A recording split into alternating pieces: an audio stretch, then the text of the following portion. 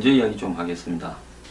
어제 이주열 한원 총재가요, 정부의 그 저출산 고령화 대책이 미흡하다라고 비판을 좀 했습니다. 내년부터 생산 가능 인구가 줄어들고 고령화 속도가 대단히 빠른 점을 감안하면 여러 가지 대책이 마련돼야 되는데 지금 대책을 했지만은 미흡하다. 그래서 이제 한국은행에서도 이런 문제에 신경을 좀 쓰겠다 하는데요. 자, 지금 그 2002년 경영학 대가 피터 드러크는 인류의 미래를 고령 인구의 급속한 증가와 젊은 인구의 급속한 감소로 지금까지 누구도 상상해 보지 못한 엄청나게 다른 사회가 될 거라고 이야기를 했습니다. 자, 그해 한국의 출산율이 1.17로 세계 최저를 기록했답니다. 이미 수차례 이런 저출산 고령화 부분에 대한 우려가 한국 사회에 나왔음에도 불구하고 아무런 대책을 하지 않았습니다. 자, 이 와중에요, 지금 가계비 대책을 낸 지 나흘 만에 부동산 과열대는 또 대책을 내겠다고 정부가 입장을 표시를 했습니다. 자, 이번에 그 25일 날인가 있었던 대책의 핵심은 부동산을 공급 분량을 줄이겠다. 그래서 공급을 축소해서 부동산 가격을 올리는 그런 대책, 즉 가계부채 대책이 아니라 부동산 살리기 대책이 아니냐라는 비판을 많이 받았습니다. 자, 그런데 결국은 이런 문제들이 나왔음에도 불구하고 부동산 시장이 과열될 수 있다라는 조짐이 있고, 또 여기에 대해서 지적이 많이 나오니까 정부가 또다시 추가 대책을 마련하겠다 이러는데요. 자, 지금 이 부동산 과열 조짐에 대한 기사가 여러 군데서 나오고 있습니다. 지난주에 문을 연 한 모델하우스에는 사흘 동안 25,000명이 몰렸다는 거예요. 요즘 같은 저금리에 오를 수 있는 지역이 한정되어 있는데 그 지역에서 아파트가 나온다면 다 사놓으면 가격이 뛰어서 매매 차익을 보지 않겠냐라고 이야기를 합니다. 거기에다가 정부가 이 공급이 억제되도록 하겠다고 하니까 오히려 기회가 아니냐고 지금 투기하려고 하는 사람들이 달라붙고 있습니다. 즉 공급이 제한되면 희소 가치가 늘어난다는 거죠.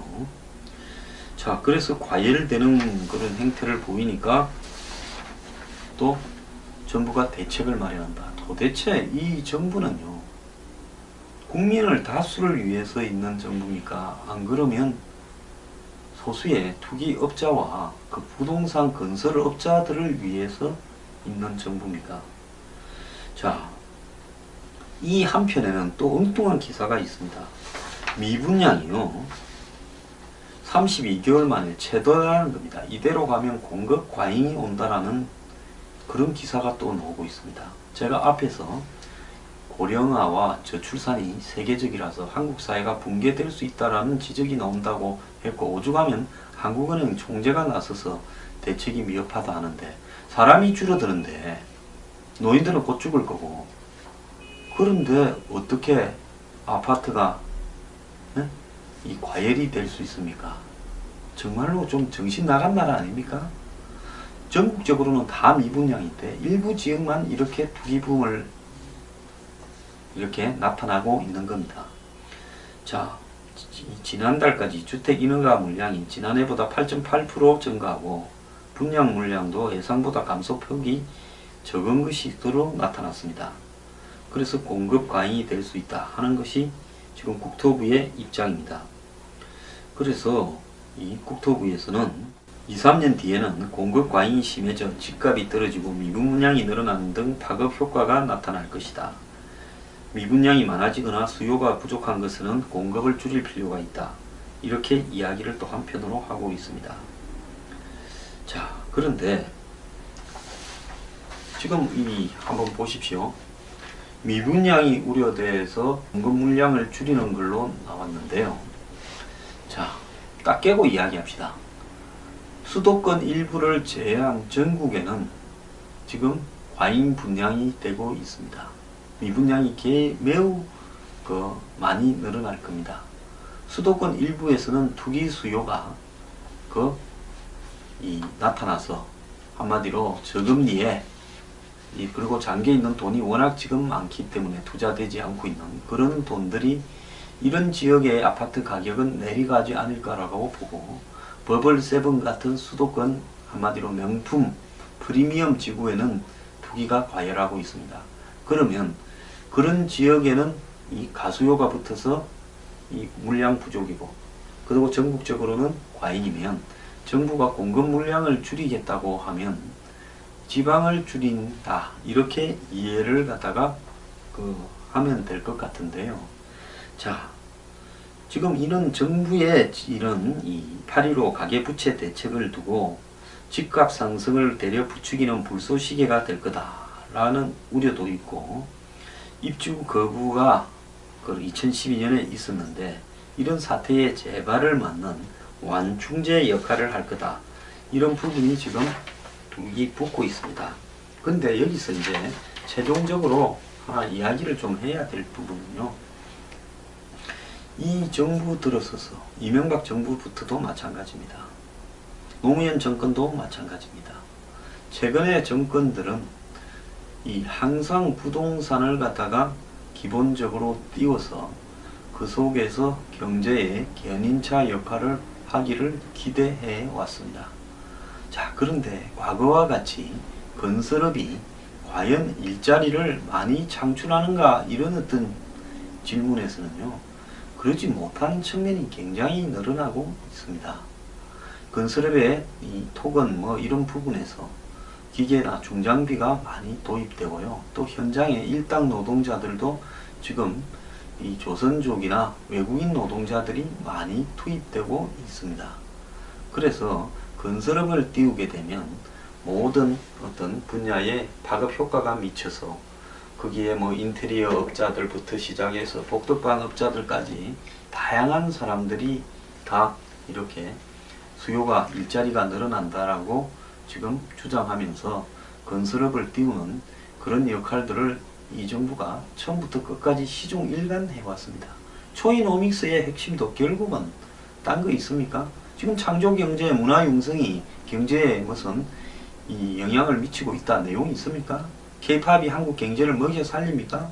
결국은 부동산을 띄워서 경제의 성장률을 이끄는 동력 역할을 하겠다고 하다가 최근에 가계부채 때문에 겁을 먹어서 부동산 공급 물량을 줄인다 했는데 이 부분도 또 따지고 보면 지금 전국적으로 평균을 내면 엄청나게 과잉 공급이 되고 물량이 남아도는 양상으로 가고 있으니까 지방에 지금 나타날 폭탄들을 갖다가 의식을 해서 공급 물량을 줄여서 부동산 가격을 지금처럼 이렇게 떨어지지 않도록 바치겠다. 그러면서 지속적으로 건설 경기가 유지되도록 하겠다. 이 부분입니다.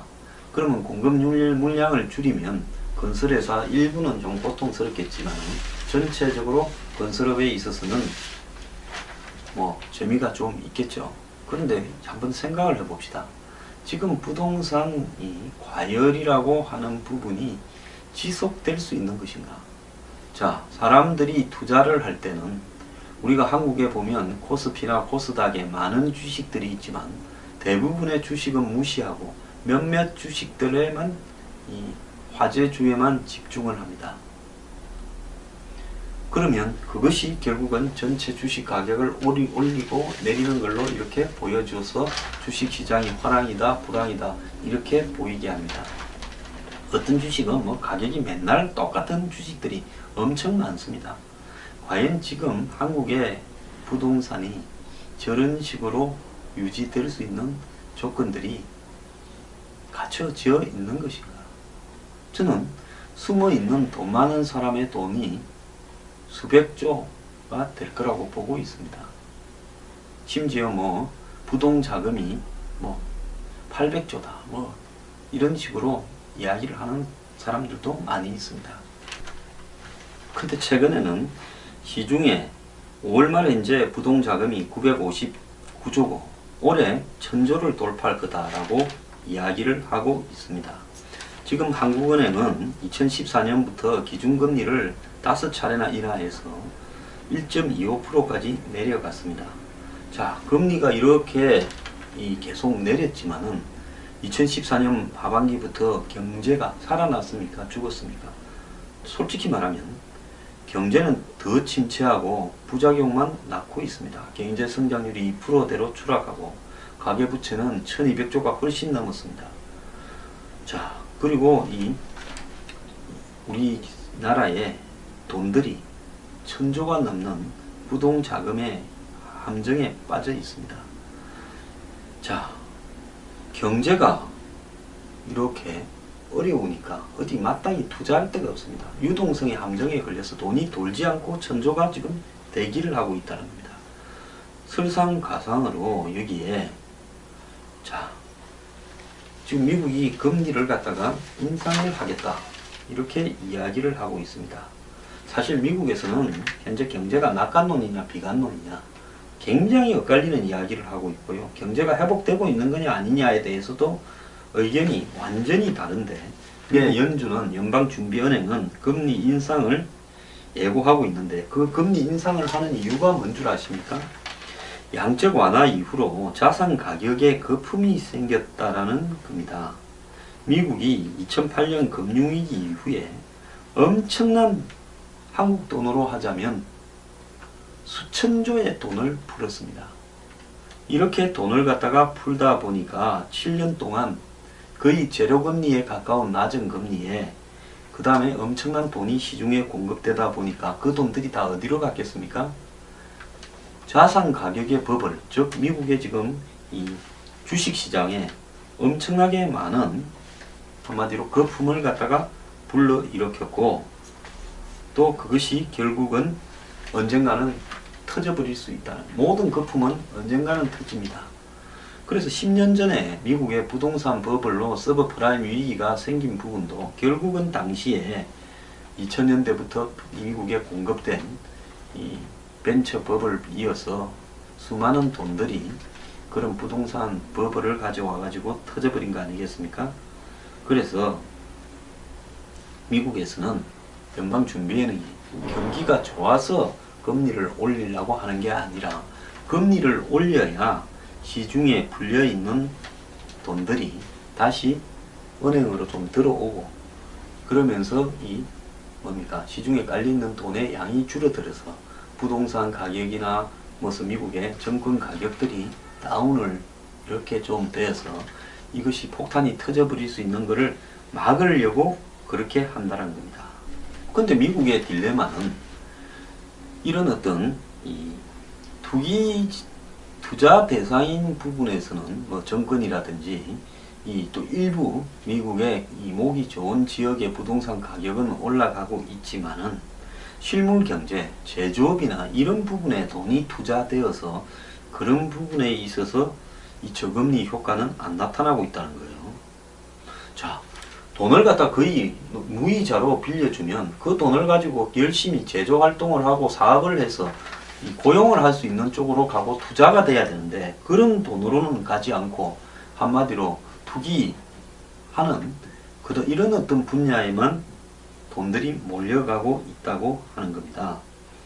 자, 엄청나게 많은 돈을 수천조를 저금리로 거의 제로 이자로 풀었는데 이 위기가 회복되기는커녕 이 경제는 그냥 숨만 겨우 스일 정도로 유지되고 있다라는 부분입니다.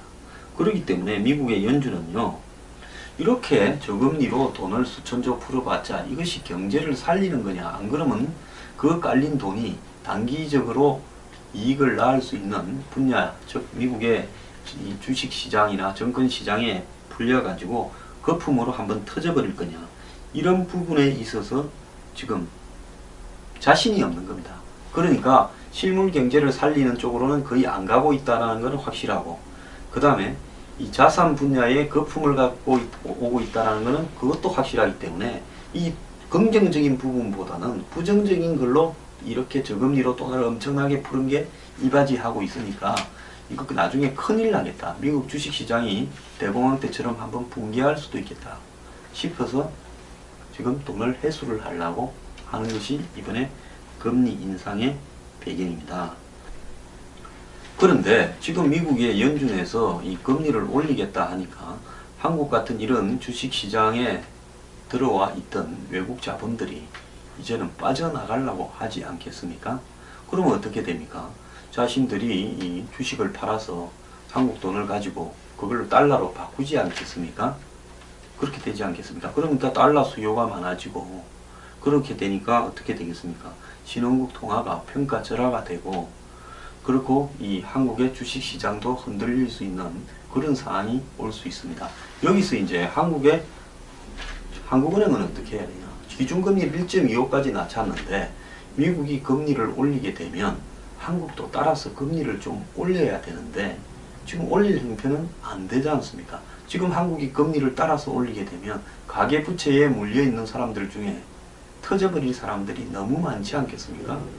그러니까 한국은 미국의 이런 금리 인상에 따라서 이 또 금리를 따라 올리는 형편도 되지 못한다는 겁니다. 그러면 현실적으로 할 수 있는 방법은 거의 그냥 동결을 기준금리를 갖다가 동결을 할 수밖에 없을 겁니다. 자, 그렇게 될 경우에 미국의 금리하고 한국의 금리하고 차이가 이제 별로 없어지니까 한국에 들어와 있던 외국 자본 유출이 계속 가세 이렇게 빠져나가게 되겠죠. 자, 이 부분으로 봤을 때 지금 굉장히 딜레마다라는 겁니다.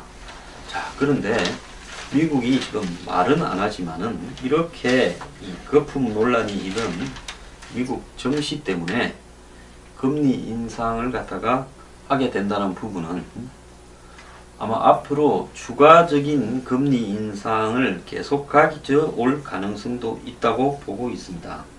그러니까 한꺼번에 이렇게 많이 올리기보다는 조금씩 해서 서서히 미국의 정시에 깔려있는 거품을 빼려고 미국 연방준비은행이 시도할 거라는 겁니다. 그래서 이 금리 인상이라는 부분이 실물 경기가 좋아져서 올린다면 그건 뭐 한국에도 좋은 부분이죠. 수출도 잘 될 수 있고요. 그런데 이것이 미국의 정시에 끼어있는 거품을 갖다가 빼기 위한 부분이기 때문에 이 부분이 결코 이렇게 긍정적인 부분이라고만 볼 수 없습니다. 자, 요약을 하자면요.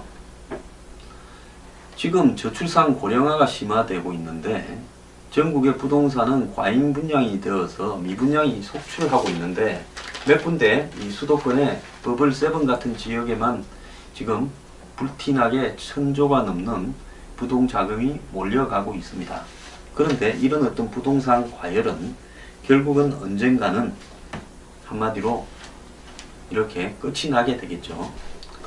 자, 그런데 한 군데에 일부 몰려서 부동산 과열 현상을 빚는 부분이요.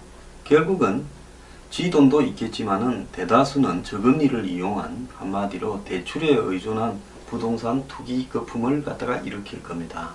자, 한국의 지금 실물 경기, 각종 제조업이나 경제 성장률이나 모든 지수들은 추락을 하고 있습니다. 한쪽에서 부동산만 과열되고 있습니다. 부동산 거품에 따라 가지고 이 지금 경제를 끌고 가고 있습니다. 특히 이 정부 들어서 부동산에 대한 여러 가지 대책을 많이 해줌으로써 부동산 투기를 조장했다. 자, 이렇게 볼 수 있겠죠. 자, 정부의 부동산을 갖다가 이렇게 활성화 정책, 그리고 한국은행의 저금리 정책, 이게 결합되면서 부동산 투기가 될 수 있는 가장 좋은 한마디로 상황을 이루고 있는 겁니다. 여기에다가 이 부동산 관련 3법을 갖다가 또 철폐도 해줬지요. 자, 그래서 실물 경기는 추락하고 부동산만 와글와글 일부만 끌어서 다릅니다. 자, 여기에 따라서 가계부채는 늘어나고요. 한마디로 빚더미에 이렇게 기반을 해서 투기 열풍을 일으키겠죠. 그런데 이런 투기에 의해서 발생하는 소득들은 지하로 숨지, 이것이 과연 세금이나 이런 부분으로 정상적으로 추진이 되어서 국가 경제에 긍정적인 역할을 하겠습니까? 하지 않습니다. 자, 그러다가 지금 과잉으로 늘어난 가계부채가 중심이 되어서 거품이 팡 터진다고 생각해 보십시오. 이제 그때는 모두가 끝장이 나는 상황이 언젠가는 올 거라는 겁니다. 그래서 경기 부양의 수단으로 부동산을 이용하고 그걸 가지고 또 투기를 조장하는 이런 부분은요. 그리고 또 이걸 살리기 위해서 저금리를 유지하고 이런 지금 악순환이 정부의 정책 뒷받침과 더불어서 이루어지고 있는데요. 이게 얼마나 갈 거라고 생각하십니까? 오늘 제가 서두에 저출산 고령화를 이야기했습니다. 자, 이 투기 수요는 손수건 폭탄을 돌리다가 언젠가 누구한테 가서는 터집니다. 그때까지 내가 벌어먹겠다라는 솔직히 이기적인 이 마음의 산물인데요. 자, 그때 마지막에 그 폭탄을 지르는 사람은 대부분이 서민들이나 중산층이 될 겁니다. 그렇기 때문에요, 부동산 폭탄 머지않아 터지니까 절대로 이 부동산 투기에 참여하지 말고, 이럴 때는 차라리 어디 투자처가 마땅치 않으면 집에 그냥 5만원짜리로 장판 밑에 깔고 있는 게 나을 거라 보고 있습니다.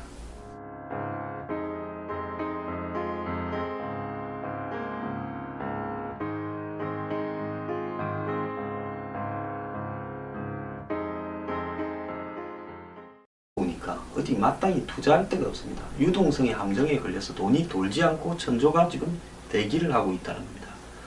설상가상으로 여기에, 자, 지금 미국이 금리를 갖다가 인상을 하겠다 이렇게 이야기를 하고 있습니다.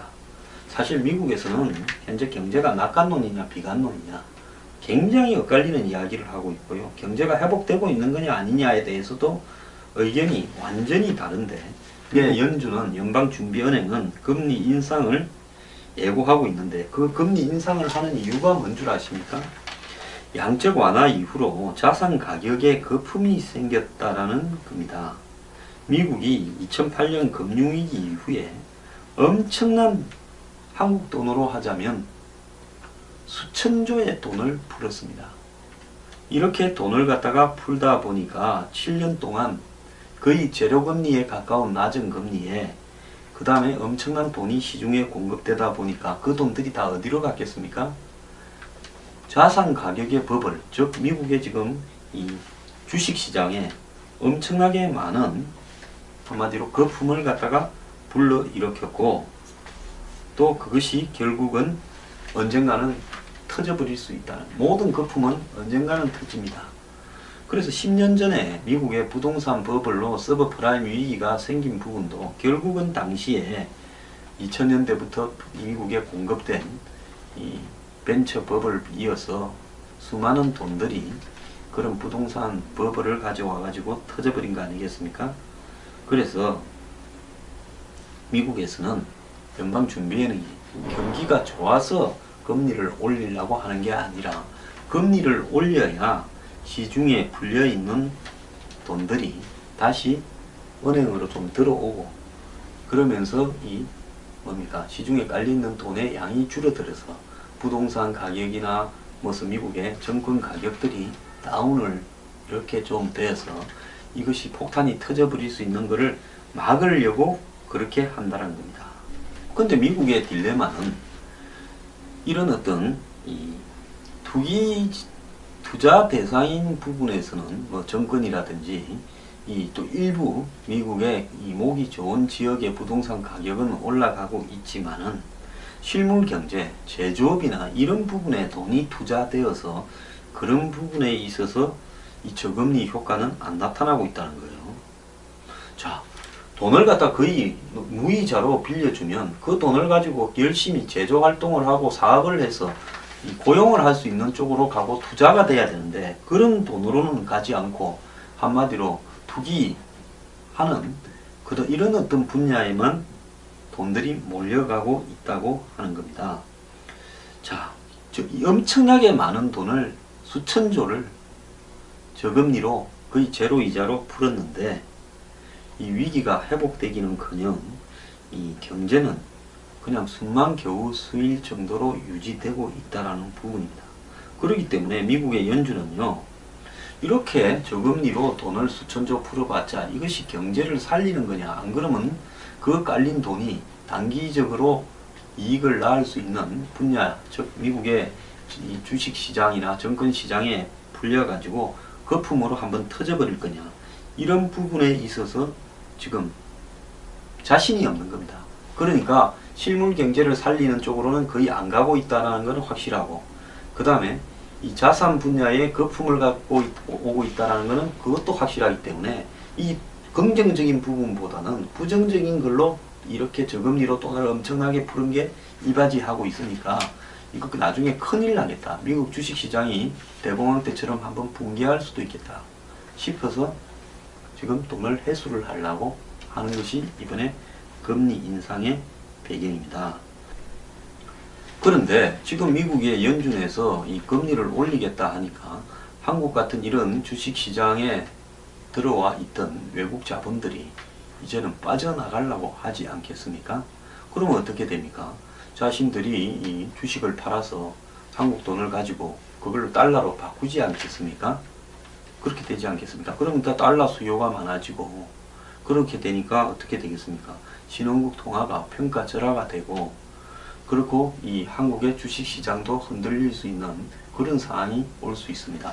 여기서 이제 한국은행은 어떻게 해야 되냐? 기준금리를 1.25까지 낮췄는데 미국이 금리를 올리게 되면 한국도 따라서 금리를 좀 올려야 되는데 지금 올릴 형편은 안 되지 않습니까? 지금 한국이 금리를 따라서 올리게 되면 가계부채에 물려있는 사람들 중에 터져버릴 사람들이 너무 많지 않겠습니까? 그러니까 한국은 미국의 이런 금리 인상에 따라서 이 또 금리를 따라 올리는 형편도 되지 못한다는 겁니다.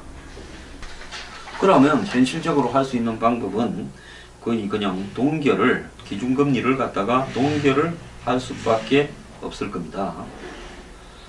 자, 그렇게 될 경우에 미국의 금리하고 한국의 금리하고 차이가 이제 별로 없어지니까 한국에 들어와 있던 외국 자본 유출이 계속 가세 이렇게 빠져나가게 되겠죠.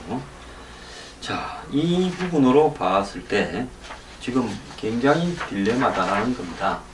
자, 그런데 미국이 지금 말은 안 하지만은 이렇게 이 거품 논란이 일은 미국 정시 때문에 금리 인상을 갖다가 하게 된다는 부분은 아마 앞으로 추가적인 금리 인상을 계속 가져 올 가능성도 있다고 보고 있습니다. 그러니까 한꺼번에 이렇게 많이 올리기보다는 조금씩 해서 서서히 미국의 정시에 깔려있는 거품을 빼려고 미국 연방준비은행이 시도할 거라는 겁니다. 그래서 이 금리 인상이라는 부분이 실물 경기가 좋아져서 올린다면 그건 뭐 한국에도 좋은 부분이죠. 수출도 잘 될 수 있고요. 그런데 이것이 미국의 정시에 끼어있는 거품을 갖다가 빼기 위한 부분이기 때문에 이 부분이 결코 이렇게 긍정적인 부분이라고만 볼 수 없습니다. 자, 요약을 하자면요. 지금 저출산 고령화가 심화되고 있는데 전국의 부동산은 과잉 분양이 되어서 미분양이 속출하고 있는데 몇 군데 이 수도권의 버블7 같은 지역에만 지금 불티나게 1000조가 넘는 부동자금이 몰려가고 있습니다. 그런데 이런 어떤 부동 이대로 가면 공급 과잉이 온다라는 그런 기사가 또 나오고 있습니다. 제가 앞에서 고령화와 저출산이 세계적이라서 한국 사회가 붕괴될 수 있다라는 지적이 나온다고 했고 오죽하면 한국은행 총재가 나서서 대책이 미흡하다 하는데 사람이 줄어드는데 노인들은 곧 죽을 거고 그런데 어떻게 아파트가 이 과열이 될 수 있습니까? 정말로 좀 정신 나간 나라 아닙니까? 전국적으로는 다 미분양인데 일부 지역만 이렇게 투기붐을 이렇게 나타나고 있는 겁니다. 자, 지난달까지 주택 인허가 물량이 지난해보다 8.8% 증가하고 분양 물량도 예상보다 감소폭이 적은 것으로 나타났습니다. 그래서 공급 과잉이 될 수 있다 하는 것이 지금 국토부의 입장입니다. 그래서 이 국토부에서는 2, 3년 뒤에는 공급 과잉이 심해져 집값이 떨어지고 미분양이 늘어나는 등 파급 효과가 나타날 것이다. 미분양이 많아지거나 수요가 부족한 것은 공급을 줄일 필요가 있다. 이렇게 이야기를 또 한편으로 하고 있습니다. 자, 그런데 지금 한번 보십시오. 미분양이 우려돼서 공급 물량을 줄이는 걸로 나왔는데요. 자, 딱 깨고 이야기합시다. 수도권 일부를 제외한 전국에는 지금 과잉 분양이 되고 있습니다. 미분양이 매우 많이 늘어날 겁니다. 수도권 일부에서는 투기 수요가 나타나서 한마디로 저금리에 그리고 잠겨 있는 돈이 워낙 지금 많기 때문에 투자되지 않고 있는 그런 돈들이 이런 지역의 아파트 가격은 내려가지 않을까라고 보고 버블 세븐 같은 수도권 한마디로 명품 프리미엄 지구에는 투기가 과열하고 있습니다. 그러면 그런 지역에는 이 가수요가 붙어서 이 물량 부족이고 그리고 전국적으로는 과잉이면 정부가 공급 물량을 줄이겠다고 하면 지방을 줄인다 이렇게 이해를 갖다가 하면 될 것 같은데요.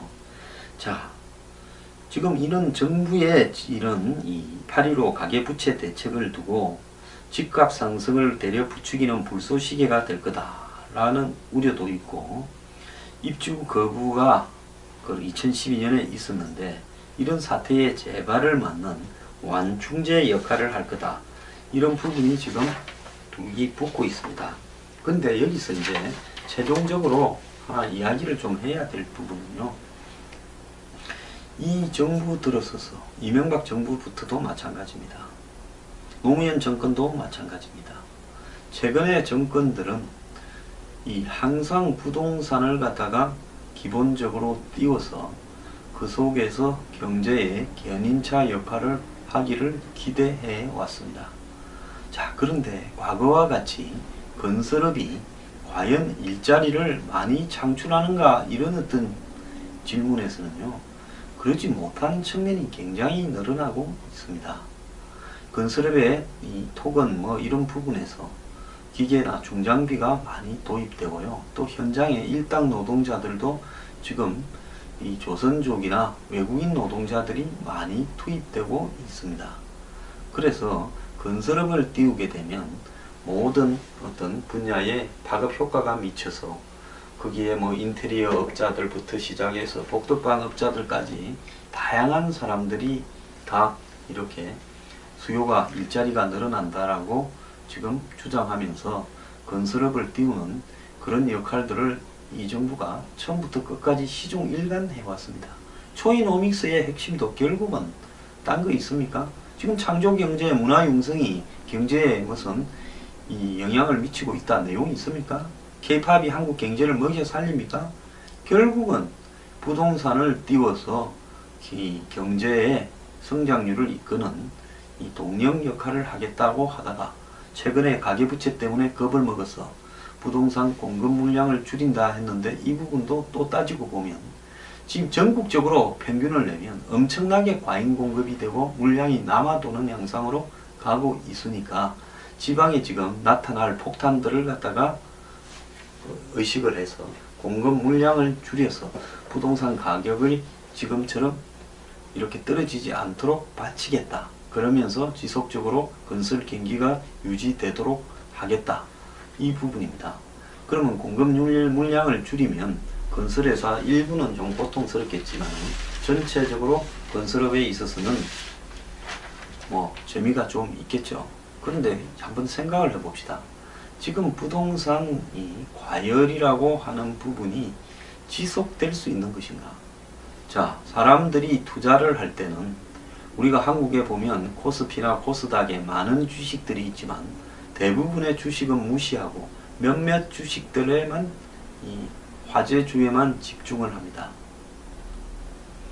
그러면 그것이 결국은 전체 주식 가격을 올리고 내리는 걸로 이렇게 보여줘서 주식시장이 화랑이다 불황이다 이렇게 보이게 합니다. 어떤 주식은 가격이 맨날 똑같은 주식들이 엄청 많습니다. 과연 지금 한국의 부동산이 저런 식으로 유지될 수 있는 조건들이 갖춰져 있는 것인가? 저는 숨어있는 돈 많은 사람의 돈이 수백조가 될 거라고 보고 있습니다. 심지어 부동자금이 800조다 이런 식으로 이야기를 하는 사람들도 많이 있습니다.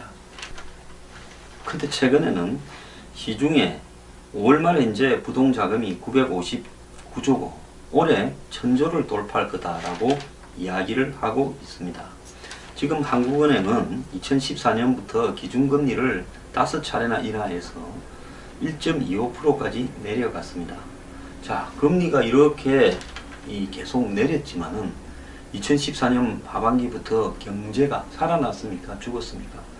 솔직히 말하면 경제는 더 침체하고 부작용만 낳고 있습니다. 경제 성장률이 2%대로 추락하고 가계부채는 1200조가 훨씬 넘었습니다. 자, 그리고 우리나라의 돈들이 1000조가 넘는 부동자금의 함정에 빠져 있습니다.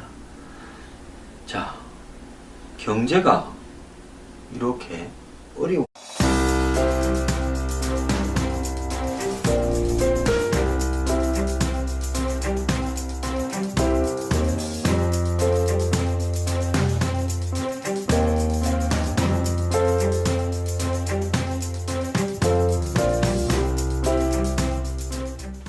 경제 이야기 좀 하겠습니다. 어제 이주열 한원 총재가요, 정부의 그 저출산 고령화 대책이 미흡하다라고 비판을 좀 했습니다. 내년부터 생산 가능 인구가 줄어들고 고령화 속도가 대단히 빠른 점을 감안하면 여러 가지 대책이 마련돼야 되는데 지금 대책을 했지만은 미흡하다. 그래서 이제 한국은행에서도 이런 문제에 신경을 좀 쓰겠다 하는데요. 자, 지금 그 2002년 경영학 대가 피터 드러크는 인류의 미래를 고령 인구의 급속한 증가와 젊은 인구의 급속한 감소로 지금까지 누구도 상상해 보지 못한 엄청나게 다른 사회가 될 거라고 이야기를 했습니다. 자, 그해 한국의 출산율이 1.17로 세계 최저를 기록했답니다. 이미 수차례 이런 저출산, 고령화 부분에 대한 우려가 한국 사회에 나왔음에도 불구하고 아무런 대책을 하지 않았습니다. 자, 이 와중에요, 지금 가계비 대책을 낸 지 나흘 만에 부동산 과열대는 또 대책을 내겠다고 정부가 입장을 표시를 했습니다. 자, 이번에 그 25일 날인가 있었던 대책의 핵심은 부동산을 공급 불량을 줄이겠다. 그래서 공급을 축소해서 부동산 가격을 올리는 그런 대책, 즉 가계부채 대책이 아니라 부동산 살리기 대책이 아니냐라는 비판을 많이 받았습니다. 자, 그런데 결국은 이런 문제들이 나왔음에도 불구하고 부동산 시장이 과열될 수 있다라는 조짐이 있고, 또 여기에 대해서 지적이 많이 나오니까 정부가 또다시 추가 대책을 마련하겠다 이러는데요. 자, 지금 이 부동산 과열 조짐에 대한 기사가 여러 군데서 나오고 있습니다. 지난주에 문을 연 한 모델하우스에는 사흘 동안 25,000명이 몰렸다는 거예요. 요즘 같은 저금리에 오를 수 있는 지역이 한정되어 있는데 그 지역에서 아파트가 나온다면 다 사놓으면 가격이 뛰어서 매매 차익을 보지 않겠냐라고 이야기를 합니다. 거기에다가 정부가 이 공급이 억제되도록 하겠다고 하니까 오히려 기회가 아니냐고 지금 투기하려고 하는 사람들이 달라붙고 있습니다. 즉 공급이 제한되면 희소 가치가 늘어난다는 거죠. 자, 그래서 과열되는 그런 행태를 보이니까 또 정부가 대책을 마련한다. 도대체 이 정부는요, 국민을 다수를 위해서 있는 정부니까 안 그러면 소수의 투기업자와 그 부동산 건설업자들을 위해서 있는 정부입니다. 자, 이 한편에는 또 엉뚱한 기사가 있습니다. 미분양이요, 32개월 만에 최다라는 겁니다.